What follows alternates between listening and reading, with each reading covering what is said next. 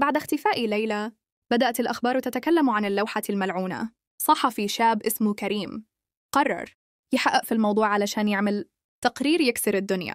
جاب كل المعلومات اللي قدر عليها واكتشف إن كل اللي امتلك اللوحة اختفى في ليلة واحدة الساعة 2 بعد نص الليل. قدر كريم يوصل للوحة اللي كانت معروضة دلوقتي في قبو، معرض فني قديم مقفول.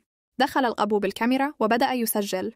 اللوحة كانت هناك، نفس البنت، نفس العيون، لكن دلوقتي في الخلفية ظهر ظل ثالث.